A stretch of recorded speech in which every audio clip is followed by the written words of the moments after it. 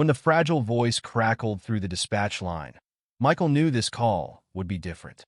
Something in the trembling words, barely above a whisper, sent a chill down his spine. He exchanged a quick glance with Brian, his partner of 6 years, seeing the same concern reflected in the other officer's weathered face. They'd been hoping for a quiet end to their 12-hour shift, but that voice, it carried an edge of desperation that neither of them could ignore. "Tell us where you are, kid," Michael urged, keeping his voice steady despite the growing unease in his chest. He switched on the speaker, so Brian could hear, the static-filled silence between the boys' words somehow making everything feel more urgent. A shaky breath came through the line, followed by a stammered address. Then silence. The connection dropped, leaving them with nothing but the echo of fear in that young voice. Without a word, they were moving, racing through the station doors and into their squad car. The night air was thick with anticipation as Michael gripped the steering wheel, his knuckles white with tension. "That poor kid," Brian muttered, shaking his head as they sped through the empty streets. "Whatever's happening there, it's bad. Let's hope we're not too late." The drive felt endless, each turn ratcheting up the tension as they wound their way through increasingly forgotten parts of town. Buildings began to change around them, shifting from well-maintained storefronts to abandoned shells, their walls cracked and peeling like old scabs. Weeds pushed through broken concrete, nature slowly reclaiming what humanity had left behind. When they finally pulled up to the address, both officers sat in stunned silence for a moment. The house before them looked more like a tomb than a home. Windows smashed out, dark spaces gaping like empty eye sockets. What little moonlight filtered through the clouds cast strange shadows through the broken panes, creating an unsettling dance of darkness against the warped wood siding. "This is it?" Brian asked, his voice thick with disbelief. "Who could live here?" Michael didn't answer, but his hand instinctively moved closer to his sidearm as they approached the porch. Each step on the rotting boards sent creaks echoing through the dead silence of the night. The smell hit them first, something sickly sweet and wrong like meat left too long in summer heat. Inside, the house was a monument to neglect. Garbage littered the floor, old food wrappers, and worse things creating a treacherous path through the darkness. Plates with crusted-over food sat in precarious stacks, looking like they'd been there for weeks. The air was thick, stale, heavy with the kind of decay that seeps into walls and never truly leaves. "Oliver," Michael called out softly, trying to keep his voice calm and reassuring. "It's okay, buddy. We're here. Just let us know where you are." Only silence answered them, broken by the low moan of wind slipping through broken windows. They moved carefully through the house, each step measured and deliberate as floorboards protested beneath their weight. The walls were marked with dark stains they didn't want to examine too closely, everything coated in a film of grime that spoke of years of abandonment. "Michael, over here." Brian's whisper cut through the darkness, drawing attention to a narrow hallway that seemed to stretch endlessly into the shadows. At the end, they found a door that made Michael's stomach turn. Heavy padlocks on the outside, the wood around them scratched and gouged as if something had tried desperately to claw its way out. A faint voice drifted through the thick wood. "Please hurry." Brian stepped back, giving Michael space. With a swift kick, the door burst inward, the crack of splintering wood echoing through the house like a gunshot. The beam of their flashlights cut through the darkness, revealing a scene that would haunt them both for years to come. Huddled in the corn, was a boy, though calling him that seemed almost wrong. He looked more like a shadow, given form, all sharp angles and hollow spaces where childhood should have been. His hair was matted and wild, his eyes huge and terrified in a face too thin for his age. Chains bound him to a rusted bed frame, his wrists raw and bleeding from what must have been countless attempts to break free. "Oh God," Brian whispered, his professional demeanor cracking just slightly at the sight. The boy, Oliver, flinched at the sound, his entire body tensing, as if expecting a blow. His eyes darted between the two officers, carrying a weight of fear and distrust that no child should ever know. Michael knelt beside him, keeping his movements slow and deliberate. "It's okay, Oliver. "We're here to get you out," he said softly, reaching out with careful hands. "You're safe now." Oliver's shoulders shook as he released a breath that seemed to carry years of tension. His voice, when it came, was barely more than a whisper. I thought no one was coming." He said nobody would care. Something in Michael's chest tightened painfully at those words. He placed a gentle hand on the boy's shoulder, feeling the bones far too prominent beneath thin fabric. "Well, he was wrong. You're safe now." Brian worked quickly to free Oliver from his bonds, the clinking of chains falling away, seeming obscenely loud in the small space. The boy's arms fell limply to his sides, as if he no longer had the strength to hold them up. For a moment, he simply sat there, looking lost and confused, as if freedom was a concept too foreign to grasp. Then they heard it, footsteps from somewhere below, heavy and deliberate. Oliver's eyes went wide with terror, his whole body beginning to tremble. "He's back," he whimpered. He'll be mad." Michael exchanged a tense look with Brian. There was no time for gentle movements now. He helped Oliver to his feet, keeping a protective arm around the boy's frighteningly thin frame. "It's all right, Oliver. We're not going to let him hurt you." They moved quickly toward the door, but before they could reach it, a figure appeared at the bottom of the stairs. The man's wild eyes caught the dim light, reflecting something dangerous and unhinged. In his hand, a long knife caught the weak light filtering through broken windows, its serrated edge promising violence. Well, the man's voice cut through the silence, rough and dripping with barely contained rage. "What do we have here?" His figure loomed in the narrow staircase, a dark silhouette against the dim light spilling in from outside. The knife in his hand glinted menacingly, held with the casual familiarity of someone too comfortable with violence. The moment Oliver saw him, he froze completely, his small fingers digging into Michael's jacket with desperate strength. No, please," he whispered, his voice so quiet it was almost lost in the heavy air. Michael tightened his protective hold on Oliver, keeping his voice steady despite the adrenaline coursing through his veins. "Stay close, kid. I won't let him hurt you." The man's eyes went wide as he fully registered their presence, his face twisting into a mask of shock and fury. His breathing quickened, becoming ragged and uneven as his grip on the knife tightened until his knuckles turned white. What the hell are you doing in here?" he growled, his voice trembling with barely contained violence. He took a step forward, his gaze darting between Michael and Brian before landing on Oliver, who was trying to make himself as small as possible behind Michael. That sight seemed to push him over the edge. "Get away from him," he shouted, his voice cracking with emotion as he raised the knife, pointing it toward them in a wild, desperate gesture. His hand shook slightly, but his stance was menacing, almost animalistic. "He's mine. You have no right to be here. Do you hear me?" Brian's voice remained steady but firm as he set his weapon, his words clear and commanding. "Drop the knife. Now." But the man's face only contorted further with rage, his eyes wide and crazed. "He's my boy. Mine," he shouted, his voice booming against the hollow walls. "I don't care who you are. You have no right." In a blur of movement, he charged up the stairs, his feet pounding against the old wood as he came at them with deadly intent. Michael pulled Oliver behind him, shielding the boy with his body as Brian moved to intercept the attack. "Back off!" Brian barked again, but the man only laughed, a cold, hollow sound that sent chills through the dimly lit hallway. "You're all bark, aren't you?" he taunted, his lips pulling back in a feral grin. "You think I'm afraid of a badge?" With a sudden twist, the man turned his attention back to Michael and Oliver, his eyes fixing on the terrified boy huddled behind the officer.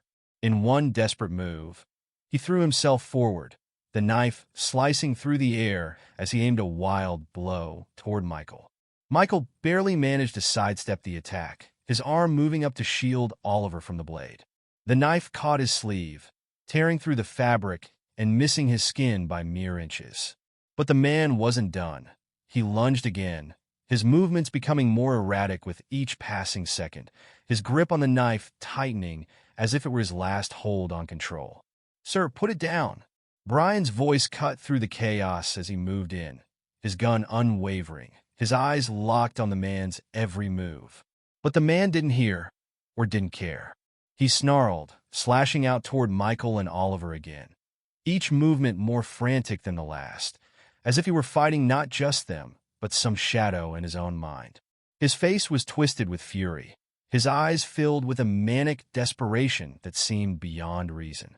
Michael felt Oliver's grip on his jacket tighten, the boy's small body pressing into his side, seeking some sense of safety. "Hold on, Oliver," Michael murmured, keeping his voice calm even as his heart pounded against his ribs. The man's next attack came faster, wilder, his knife slicing through the air with reckless force. Brian took his chance, moving in close, his hands snapping out to grab the man's wrist, twisting it with a sharp, practiced motion. The knife clattered to the ground, its blade gleaming briefly before it hit the dusty floorboards with a dull clang. But the man fought back, his free hand swinging wildly, catching Brian's jaw with a brutal punch. Brian staggered but didn't let go of the man's arm, his grip like iron as he wrestled to pin him against the wall. "I said back off," Brian growled, maintaining his hold even as the man thrashed and fought against him. The man struggled violently, his breaths coming in harsh, angry pants. "You think you can just take him from me?" he hissed, his voice low and dangerous. "He's my son. He belongs with me." "No," Michael said firmly, his voice steady but filled with quiet anger. "Oliver deserves better than this. Better than you." Oliver's breath came in shallow, panicked gasps as he clung to Michael, his wide, terrified eyes witnessing the clash between his father and the officers. The chaos, the shouting, the sharp commands, the flashes of movement. It all became too much, and suddenly he went limp in Michael's arms, his small body collapsing as the sheer terror became too much to bear. Michael's hold tightened instinctively as he felt Oliver slump, catching the boy just before he crumpled to the floor.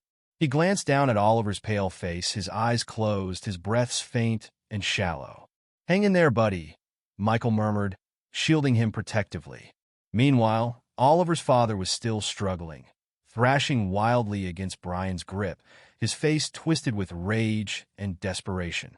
He twisted and fought with a frenzied strength, grunting as he shoved against Brian, who held firm despite the assault. "It's over," Michael repeated softly, his gaze fixed on the father, before he turned back to Oliver, brushing a reassuring hand over the boy's forehead. "He can't hurt you anymore." Outside, the cool night air wrapped around them like a gentle embrace as Michael carried Oliver to the police car, his movements careful and steady.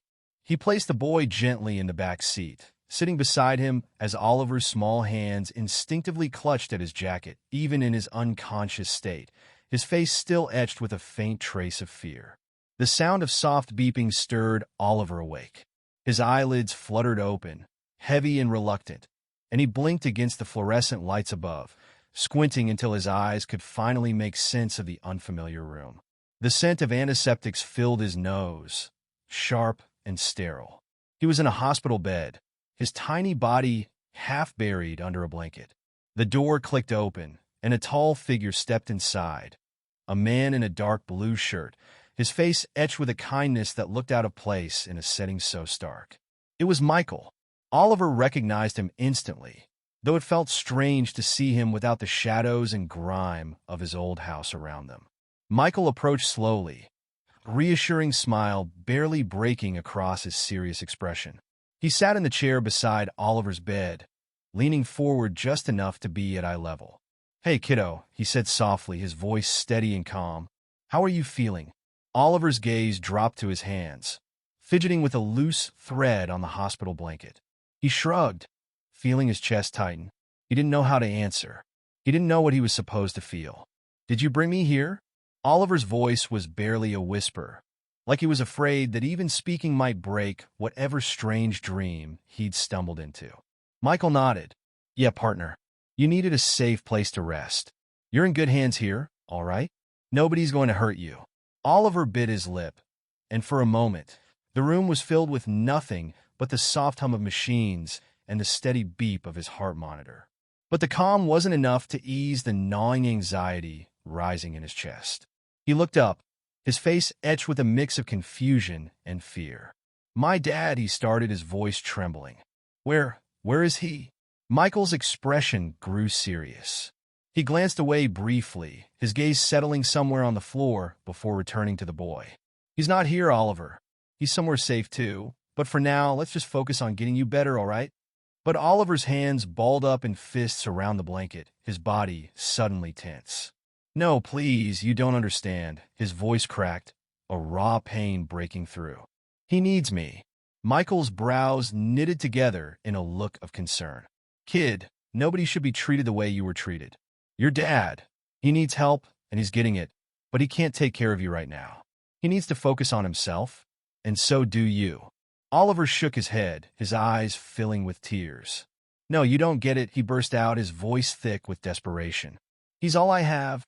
He's not bad, he's sad. He was just scared I'd leave him like Mom did. Oliver's face crumpled as he fought to keep the tears from spilling over. I don't want him to be alone. He'll think I abandoned him. He'll hate me. The words tore through the room, echoing against the sterile walls and falling into a heavy silence. Michael sat back, his own chest tight as he watched the boy's heart break in real time, torn between a loyalty born out of survival and a love twisted by fear and isolation. Gently, Michael placed a hand on Oliver's shoulder. I know you love him, kid, and I know you're scared for him, but you don't deserve to live that way. No one does. Right now, your dad needs to work on being the kind of person who could be there for you, not the other way around. But Oliver's face hardened, determination sparking in his tear-filled eyes. You don't know him like I do, he muttered, his voice firm, defiant.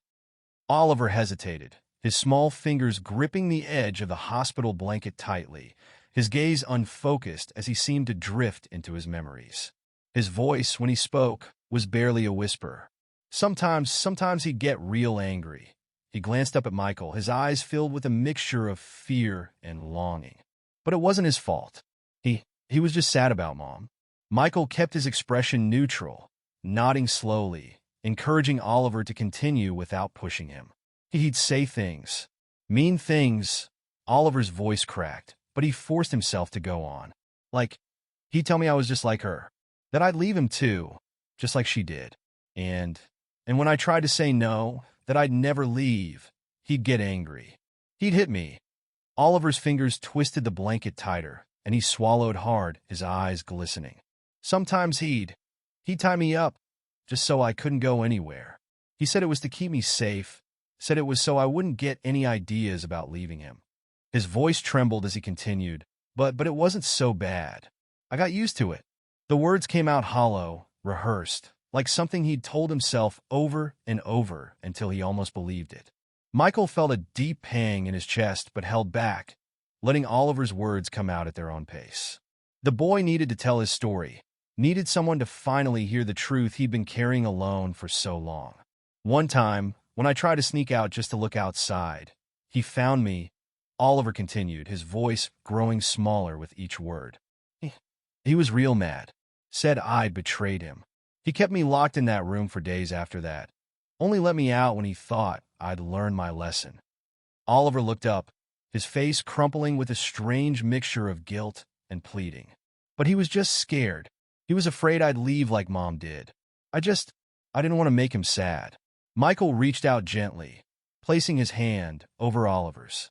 Kid, you don't have to make excuses for him. None of that is okay. None of it. But Oliver shook his head, his eyes wide and desperate. No, you don't get it. He needs me.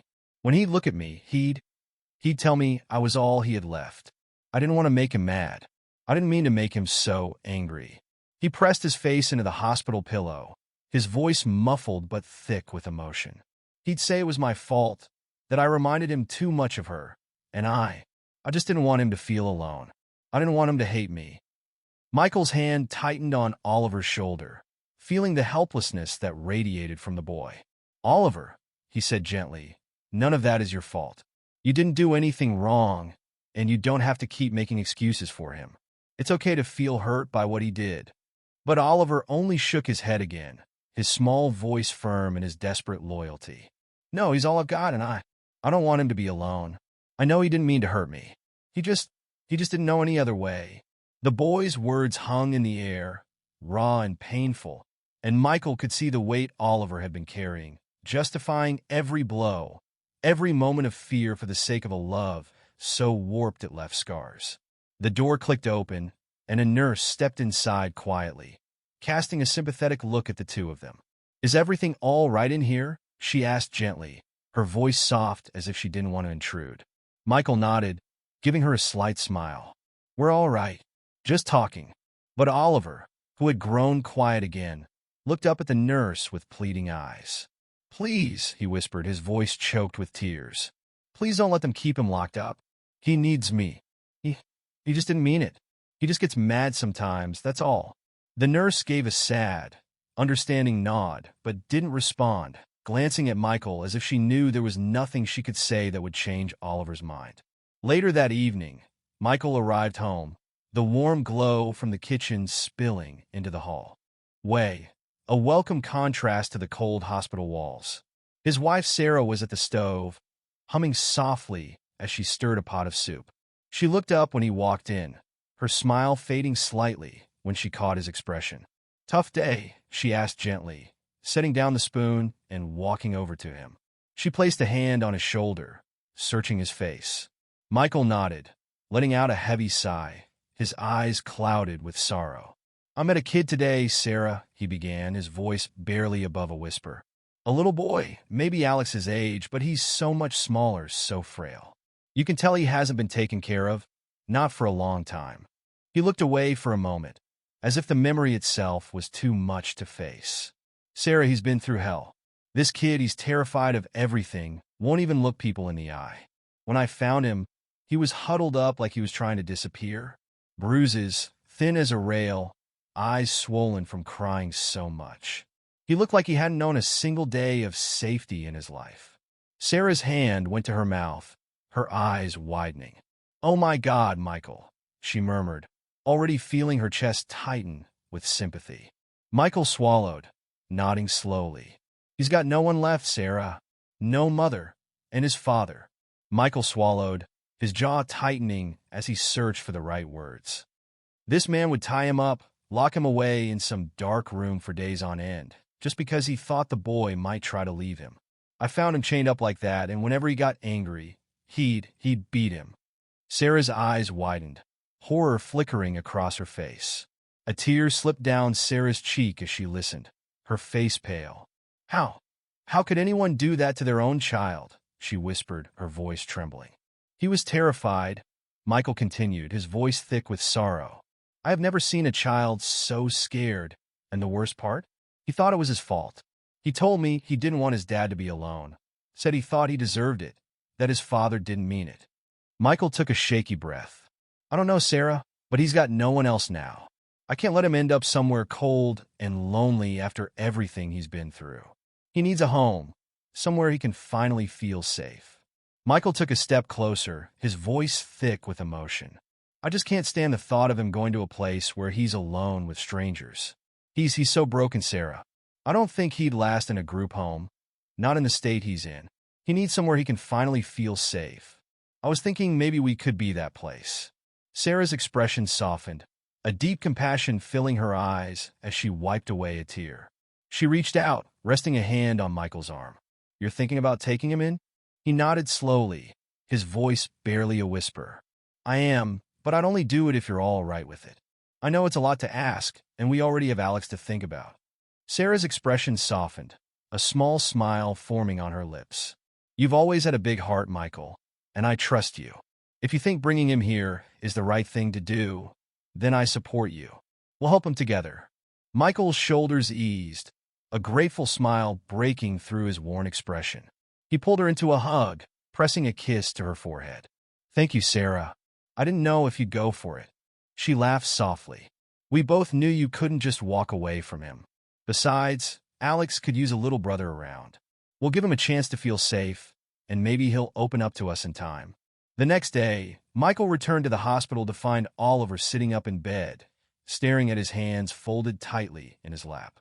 He looked up when Michael walked in, his face a mixture of surprise and uncertainty. "Hi, Oliver," Michael said, pulling up a chair next to him. "How you doing?" Oliver shrugged, his eyes shifting to the side like he was afraid of saying the wrong thing.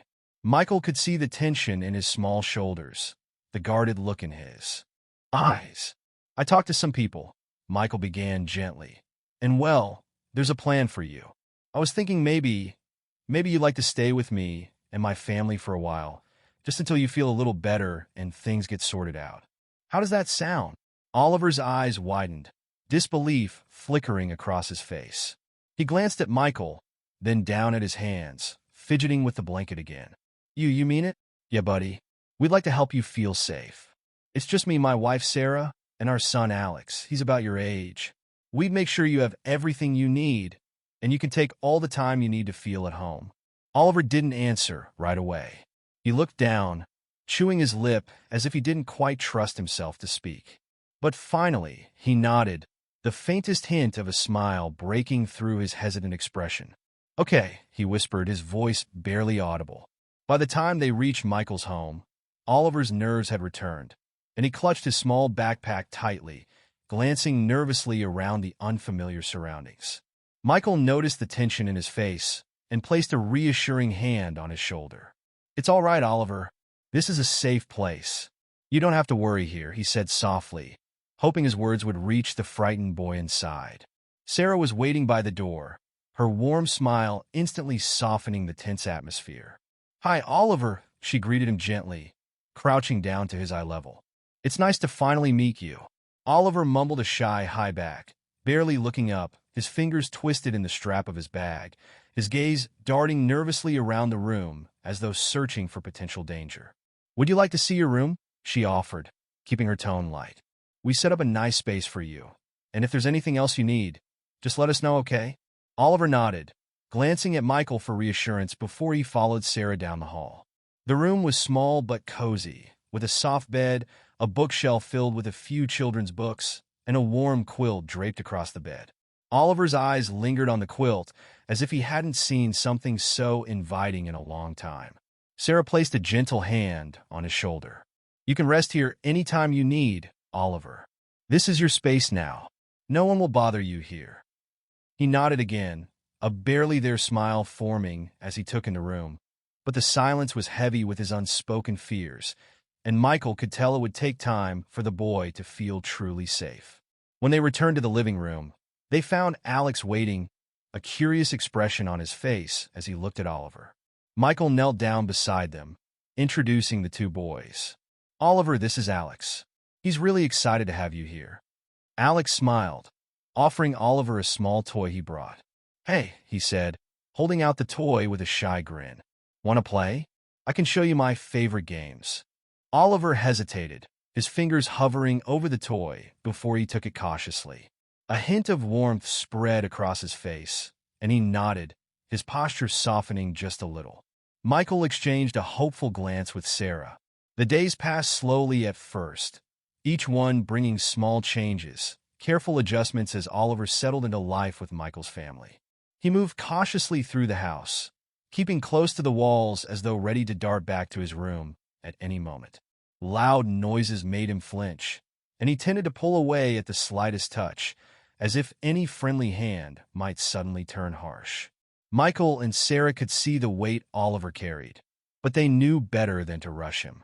Alex, meanwhile, had taken it upon himself to be Oliver's guide through this unfamiliar world. He'd wait for him at the kitchen table each morning, tapping his fingers until Oliver appeared, then smiling and saying, Hey, Oliver, want to help me with breakfast? The first few times, Oliver only watched from a distance, nodding shyly as Alex scrambled eggs or poured cereal. But eventually, he began creeping closer, his eyes curious, until one morning he reached out to hand Alex a plate.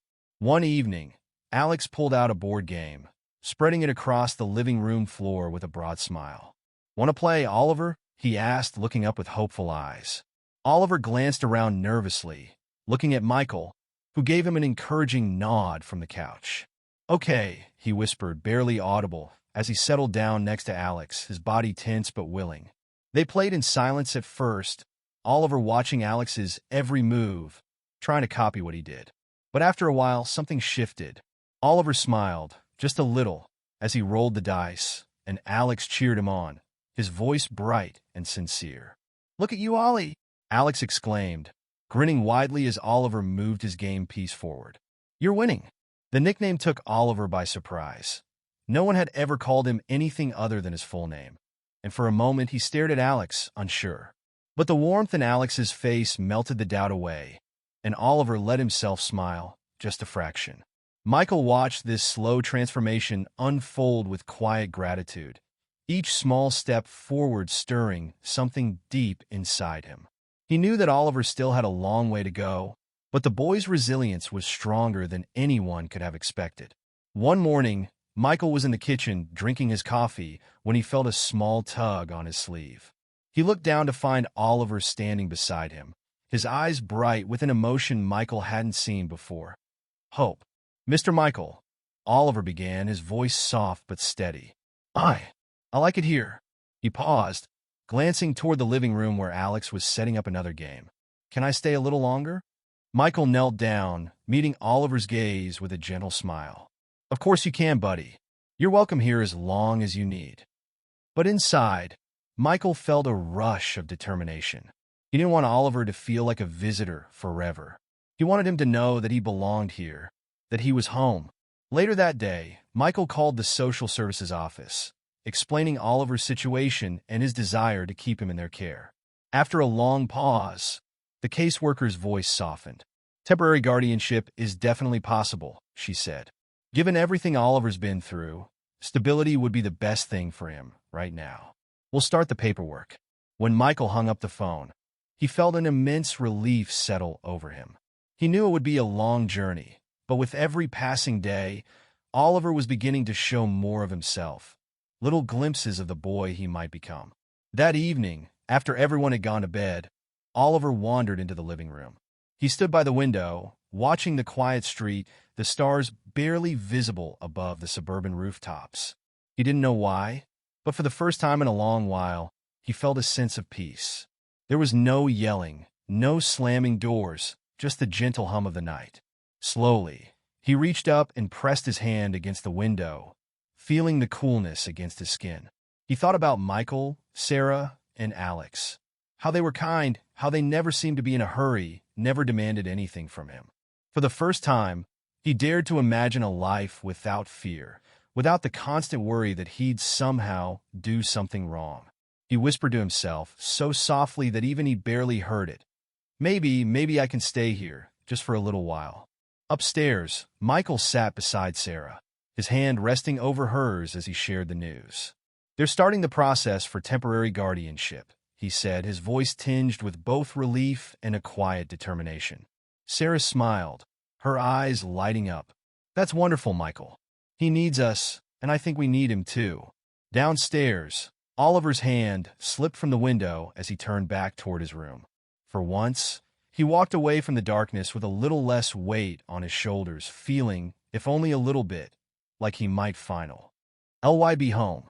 Michael hadn't expected the investigation into Oliver's father to be quite so disturbing. He and his colleagues had pieced together the fragmented story of a man who had been unraveling long before Oliver was born. Late nights spent combing through reports and files had painted a haunting picture. The man had struggled for years, haunted by grief, bitterness, and as they discovered, a creeping paranoia that worsened over time.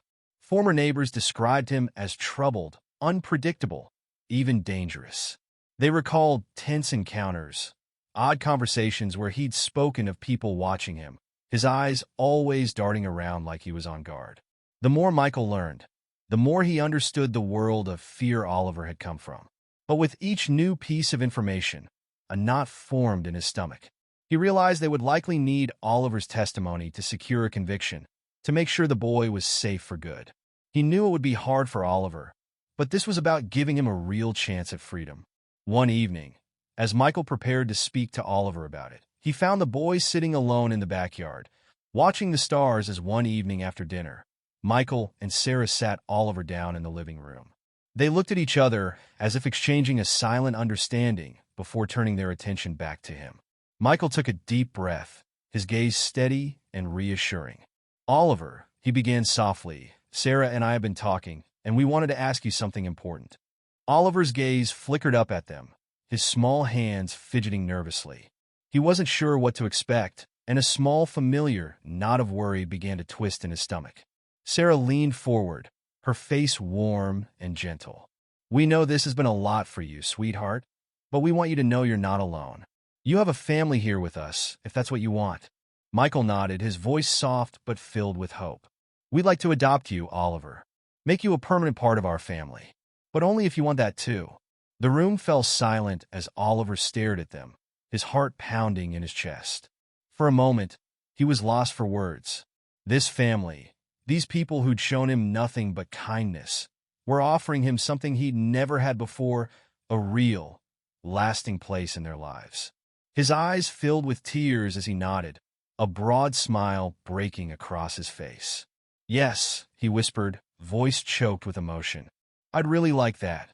Sarah reached out, pulling him into a gentle embrace, and Michael placed a comforting hand on his shoulder.